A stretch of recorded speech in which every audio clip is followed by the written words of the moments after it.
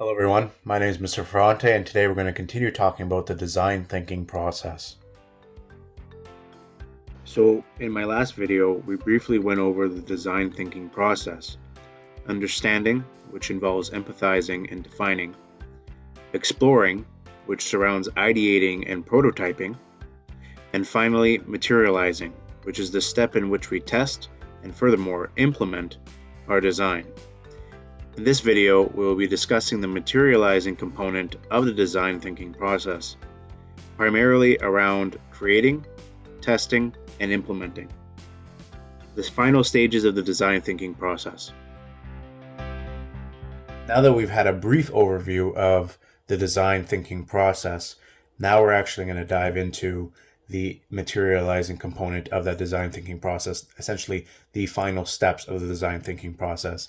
Last video we talked about ideating and a bit about prototyping, and that was surrounding my metal chessboard and metal chess set.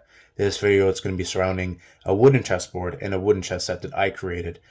So you're going to essentially be seeing how I created this wooden chessboard in the video, and as well as maybe some things that I thought about differently and as well as tested along the way.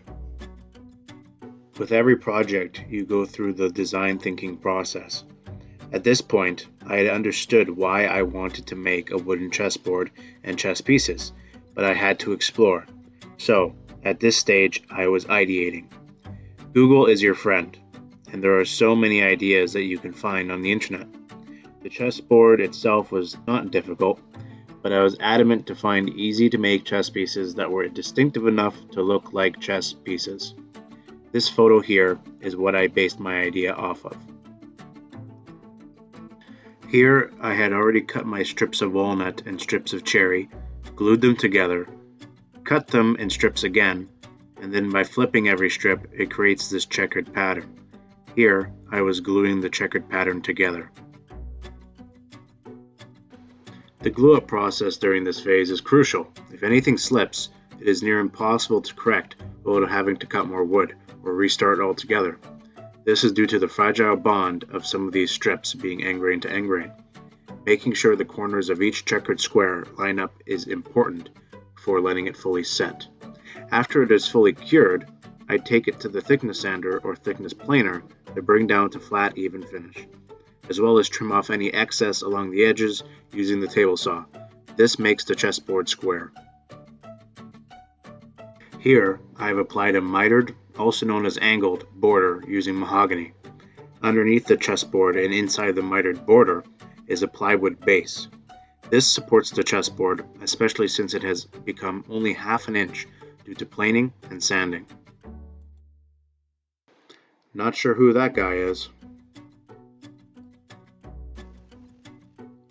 The shine the chessboard gives off is due to a white bond polyurethane finish. This gives off a sheen and a plastic-like touch. This also protects the work. After essentially finishing the chessboard, I began working on the chess pieces. 32 chess pieces is a lot of turning, so it was important that during the ideating process I found a style that was easy to turn but distinctive.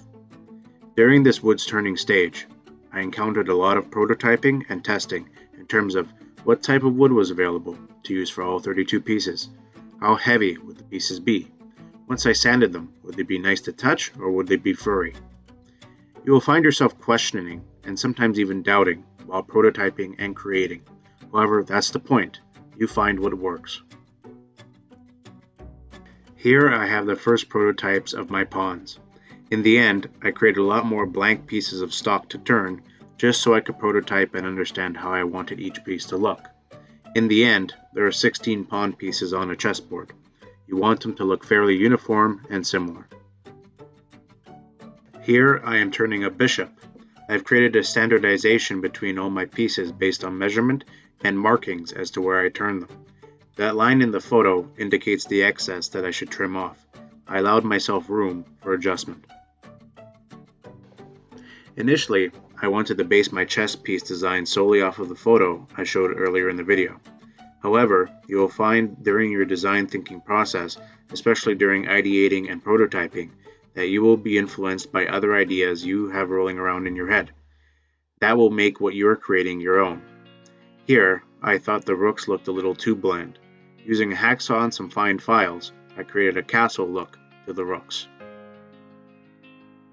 This here emphasizes the testing aspect of the design thinking process. At BCIT, we had plenty of wood stain available. A classic chess set is black and white. However, I wanted to take advantage of the natural wood color for one side and stain the other. I tested different types of stains on the wood I was using for the chess pieces, as well as attempted darkening the pieces using ammonia.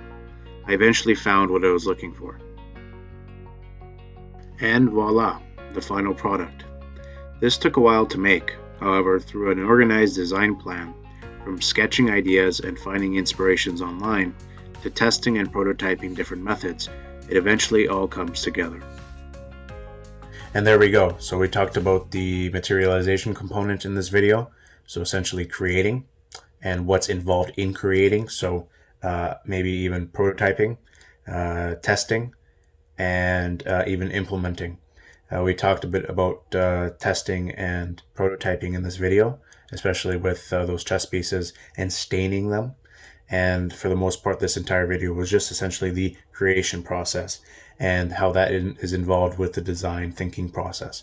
So anyways, thanks for watching, and I'll see you in the next one. Bye-bye.